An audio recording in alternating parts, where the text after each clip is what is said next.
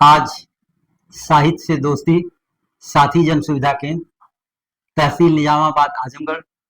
आजमगढ़ की निजामाबाद तहसील बहुत धनी है शैक्षिक मामले में, जहां पंडित अयोध्या सिंह उपाध्याय हरिऔध और राहुल सांकृत्यायन जैसे लोगों ने जन्म लिया और शिक्षा लिया।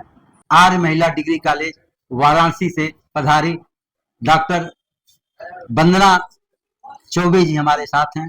वंदना जी, हम आपका साथी यूट्यूब चैनल की तरफ से स्वागत करते हैं। स्त्री समशक्ति की भूमिका क्या है? बहुत बहुत धन्यवाद साथी चैनल को भी और एज अ साथी आपको भी कि आपने इस तरह के चैनल के माध्यम से ऐसी बातें उठाई और इस कार्यक्रम के माध्यम से भी। तो जो सवाल है श्रम शक्ति का, अक्सर लोग इसको श्रम और श्रम शक्ति को एक ही जैसा मानते हैं। एक्चुअली जब सामंती समाज था, जब फ्यूडल सोसाइटी थी, तब कोई व्यक्ति अपनी जमीन पर अगर काम कर रहा है तो जमीन से जुड़ा हुआ है, वो अपना काम कर रहा है और अपने ही उसती थी कि अक्सर लोग श्रम को, लेबर को और श्रम शक्ति यानी लेबर पावर दोनों को एक चीज समझ लेते हैं, जबकि ये दोनों बिल्कुल अलग अलग चीज है।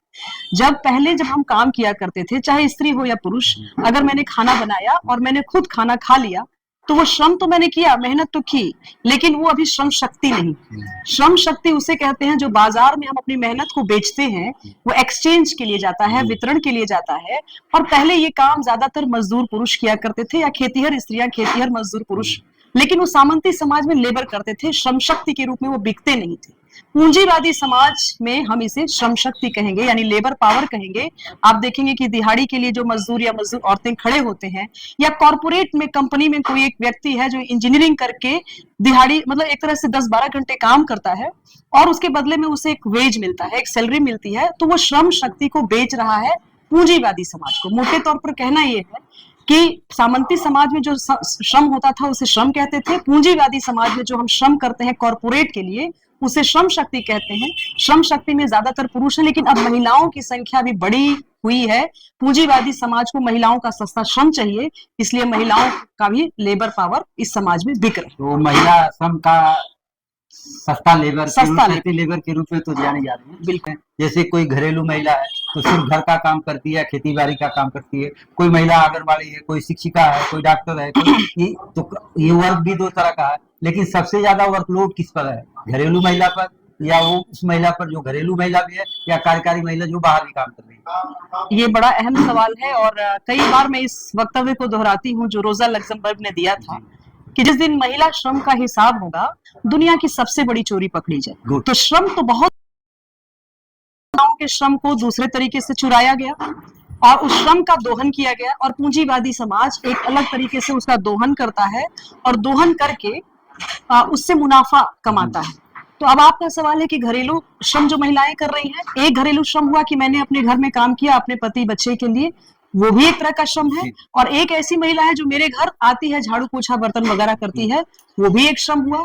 और एक ऐसी महिला है जो अपने घर में भी काम कर रही है, बाहर भी कर रही है। तो जो बाहर 10 घंटे 12 घंटे दिहाड़ी कर रही है, चाहे वो फैक्ट्री में काम कर रही है, तो जाहिर सी बात है कि उनका काम ज्यादा है। घरेलू श्रम भी वो कर रही हैं और वो बाजार में जाकर के अपना लेबर पावर भी बेच रही है, तो उनके ऊपर दोहरा असर पड़ रहा है।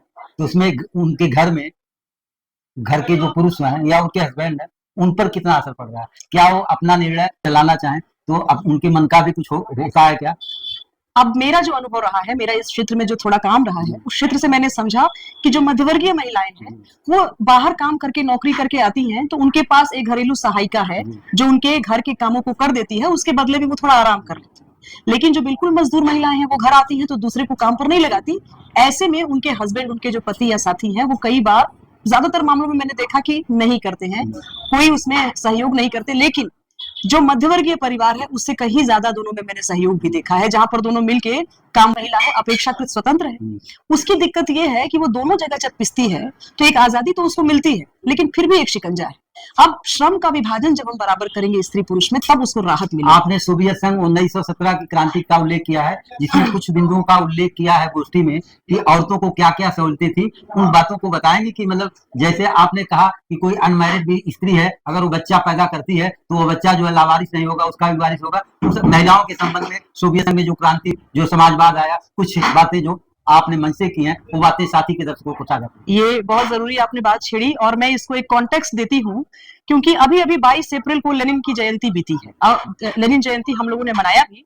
और लेनिन को लोग याद करते हैं एक राज्य बनाने, सोवियत संघ को मजदूरों का राज्य बनाने के रूप में उनको याद करते हैं। लेकिन बहुत कम लोग जानते हैं कि उन्होंने महिलाओं, क्योंकि उन्हीं लोगों का नारा था कि अगर महिलाएं, आप आधी आबादी आपके साथ नहीं आती है तो आप कौन सी आजादी, कौन सा लोकतंत्र, कौन सा। मैं बहुत समय तक नारीवादी भी रही, जो एक बुर्जुआ फेमिनिज्म है, जिसमें कि हम थोड़े अधिकार राज्य से मांग लेते हैं कि भाई हमें ये दे दो, भाई हमें वो दे दो, बार्गेनिंग करते हैं। लेकिन अब सरकार कोई भी आ जाए, राज्य वही रहता है, कांग्रेस की सरकार आ जाए, भाजपा की आ जाए, कभी सपा आ जाए, कभी कोई आ जाए, लेकिन स्टेट नहीं चेंज होता है, तो हम उसी सरकार से नेगोशिएशन करते हैं। ये मुझे फेमिनिज्म पढ़ते हुए समझ में आया कि यहाँ पर मामला फंस रहा है। पूंजीवाद जब क्राइसिस में पड़ेगा तो हमें सरकार से नेगोशिएशन की बजाय स्टेट को समझना और स्टेट के उलट अब नए समाज की तरफ जाना होगा। इसीलिए मैं फेमिनिज्म को छोड़ करके मार्क्सवाद की तरफ एक समय पर आई और उसकी पूरी थ्योरी को जब पढ़ा तो मुझे लगा कि और उन महिलाओं से जो कामगार महिलाएं हैं, कभी ये प्रश्न भी अक्सर उठते हैं दूसरों की तरफ से कि ये मार्क्सवाद का फेमिनिज्म है, फेमिनिज्म और मार्क्सवाद को एक साथ जोड़ करके जो लोग देखते हैं, इस पर ये सवाल जो आप आगे बात कर रही थी उस पर आप बात करें। कुछ ये सवाल उठते हैं कि ये मार्क्सवादी है तो फेमिनिस्ट का मतलब खुलापन, हमारापन, इस तरह की चीजों को जो प्रसारित किया जाता है, कभी जेएनयू में, कभी जामिया में, कभी डीयू में, इस तरह की भी बातें आई हैं, आ रही हैं। अब ये तो बहुत ही बेमतलब का नैरेटिव है ना। इस बात को मैं पिछले वाले सवाल से जोड़ूंगी।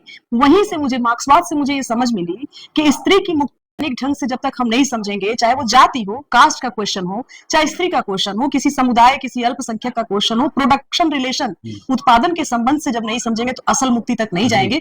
और तब मुझे जरूरत महसूस हुई कि मैं लिटरेचर से जुड़ी हुई हूँ, मेरा लिटरेचर किसके काम आएगा, किनके साथ मुझे जाना होगा ताकि मेरा काम आगे बढ़ सके।